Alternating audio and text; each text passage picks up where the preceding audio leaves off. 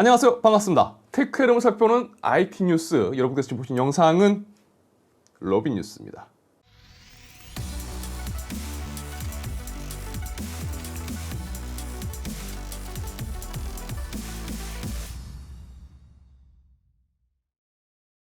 자, 올해 그리고 앞으로 몇 년간 파운드리 업계의 지각 변동이 있을 것으로 예상됩니다. 대표적으로 파운드리 사업의 점유율을 따져보면 TSMC가 시장을 리드하고 있고 삼성이 뒤를 쫓고 있는 상황이었지만 이 격차가 좁혀지기는커녕 최근 다시 벌어지고 있는 것으로 보입니다. 그 사이 인텔은 팻 겔싱어 취임 후 공격적인 투자가 이어지며 인텔 파운드리 서비스를 시작했고 인텔은 이 파운드리 시설의 확대를 진행 중입니다. 자, 얼마 전 인텔은 이스라엘의 기업인 타워 세미컨덕터의 인수 계획을 발표했었는데요. 타워 측은 지난 25일 임시총회를 거쳐 인텔과의 합병 계약에 관한 이사회 승인을 통과했음을 전했습니다. 이 타워 세미컨덕터는 임시총회를 통해서 명시된 조건에 따라 인텔이 100% 지분을 가지는 인텔의 자회사로 합병되는 계약의 승인을 통과시켰고요. 인텔의 타워 세미컨덕터 인수는 특정 규제 승인 및 관례적인 마감 조건의 적용을 받으며 규제 승인상의 문제가 없다면 합병은 마무리될 것으로 예상됩니다.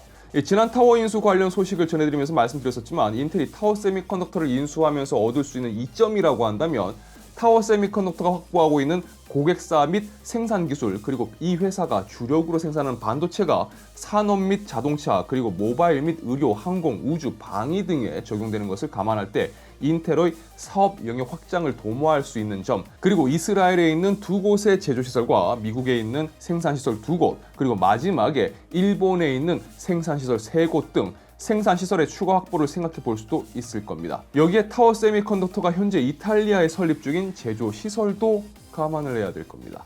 어쨌든 인텔은 타워 세미컨덕터를 통해서 파운드리 사업 쪽에 좀 더 힘을 실었다고 볼 수가 있을 겁니다. TSMC는 올해 N3 공정의 양산을 시작합니다. 지금까지 나온 보도 내용을 살펴보면 TSMC의 N3 공정 수율이 기대보다 높은 수준을 보이고 있고 이로 인해서 2024년 양산 예정이었던 N3E 공정의 양산 시점도 앞당겨져 2023년 하반기를 목표로 하고 있다고 합니다. 그리고 최근 나온 소식에 따르면 TSMC의 N2 공정은 2025년 말 양산이 진행될 것으로 예상되며 TSMC의 N2 공정을 사용하는 첫 고객으로는 애플, 그리고 좀 뜬금없지만 인텔이 언급되고 있습니다. 애플은 늘 TSMC의 최신 공정을 가장 먼저 사용해온 고객사였기 때문에 N2 공정의 첫 고객이라는 부분에서는 뭐 그렇게 놀라운 건 없지만 인텔은 여러분들은 어떠실지 모르겠지만 좀 의외지 않습니까? 자, 인텔은 현재 IFS라고 하는 인텔 파운드리 서비스 사업을 진행 중에 있습니다. 말 그대로 인텔이 그동안 자사 제품을 생산하는 데 주력했던 자체 파운드리 생산력을 이제 TSMC라든지 삼성처럼 판매하겠다는 겁니다. 그러니까 인텔의 IFS 사업 쪽에서 본다면 TSMC는 경쟁사라고 볼 수가 있습니다. 또 인텔이 최근 공개한 로드맵에 따르면 인텔은 2나노미터 공정에 준하는 인텔식 표현으로 20A 뿐만 아니라 18A까지 2024년에 선보이며 공정 기술에서 시장을 리드하겠다고 밝힌 바 있습니다. TSMC 소식을 전하면서 제가 인텔 이야기를 꺼낸 이유는 TSMC가 N3 공정을 올해와 내년 그리고 2025년에 N2 공정으로 넘어가는데 이 최신 공정의 고객사 중에 인텔이 계속 포함된다는 부분입니다. 결국 인텔은 파운드리 업계를 리드하고 있는 TSMC를 활용하며 내부적으로는 그동안의 공정 문제를 회복하고 또 자체적인 최신 공정의 개발에도 집중을 하고 있습니다. 인텔과 AMD의 차이점이라고 한다면 AMD는 TSMC에 의존하고 있는 점, 반면 인텔은 이제 공정 전환의 어려움을 TSMC를 통해서 해소함과 동시에 언제든 TSMC가 최신 공정 전환의 어려움을 겪는다면 그때가 인텔의 역전의 기회가 될 수 있다는 겁니다. 가능성 측면에서 드린 이야기입니다만 생각을 해본다면 꽤 재밌게 보일 수도 있다고 생각됩니다.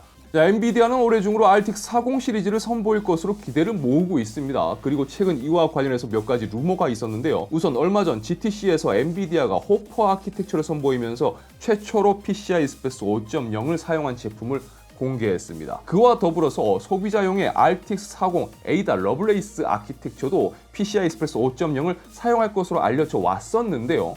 최근에 나온 루머에 따르면 RTX 40은 PCI Express 4.0 기반일 것이라고 합니다. 일단 루머니까 적당히 흘려 들으시면 되겠지만 이렇게 되면 조금 모양새가 애매해졌는데 사실 PCI Express 4.0과 5.0의 가장 큰 차이점이라고 한다면 대역폭으로 봐야 될 겁니다. 물론 PCI Express 4.0이 제공하는 대역폭이 부족할 만큼 RTX 40 시리즈의 처리 데이터가 막대하게 늘어날지는 미지수지만 무엇보다도 인텔 12세대에서 이미 PCI Express 5.0이 채택이 되었고 AMD가 올해 출시할 차세대 라이젠 7000 라파엘 역시 PCI Express 5.0을 지원할 것으로 예상이 되고 있습니다. 자, 그러니까 시스템은 이미 PCI Express 5.0으로 넘어가는 과정인데 정작 엔비디아 RTX 40은 아닐 수 있다는 게 되는 거죠. 물론 이 와중에 AMD가 라데온 7000 시리즈에서 PCI Express 5.0 규격을 채택할 수도 있습니다. 과연 엔비디아가 PCI Express 5.0의 이 선탑재를 AMD에 양보할 건지는 지켜봐야 될 것 같네요. 자, 그리고 그동안 계속 나왔던 루머 중에 RTX 40 시리즈가 역대급의 전력 소모량을 보여줄 것이다 라는 이야기가 있었습니다. 자, 그런데 새벽에 유출된 루머에 따르면요, 현재 엔비디아는 RTX 40 시리즈를 테스트할 보드가 준비되었고 이 보드는 플래그십 모델을 위한 것으로 900W의 TGP를 위해 설계되었다고 합니다. 900W TGP 모델은 아마 4090 Ti 또는 48GB 용량의 메모리가 탑재될 것이기 때문에 타이탄급으로 볼 수도 있지 않느냐라는 이야기가 있습니다. 자, 또한 몇 가지 모델의 사양도 루머로 유출되었는데요. RTX 4080은 16GB 용량의 GDDR6X 메모리가 탑재될 예정이고 TGP는 350W, 그리고 RTX 4070은 12GB 용량의 GDDR6 메모리를 탑재하고 300W의 TGP를 가질 것이라고 합니다. 이렇게 보면 걱정했던 것보다 4080과 4070의 TGP는 그나마, 그렇죠, 350W, 300W 다행스럽다고 볼 수 있을 겁니다. 하지만 RTX 4090은 여전히 600W 선일 것이라는 루머가 돌고 있고요. 또 갑자기 등장한 4090 Ti 혹은 타이탄급의 이 정체 모를 모델의 900W TGP는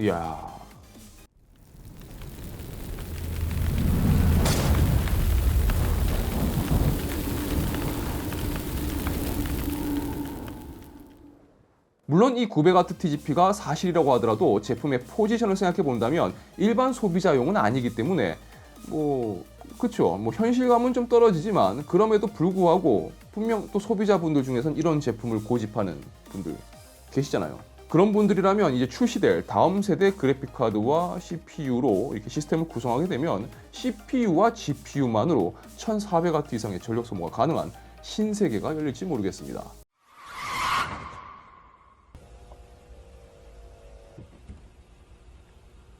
놀랬어?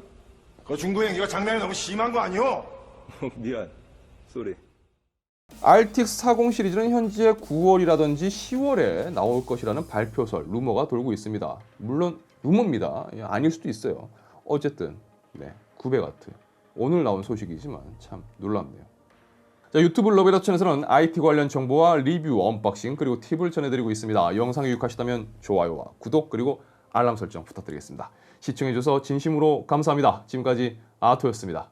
좋은 하루 되세요.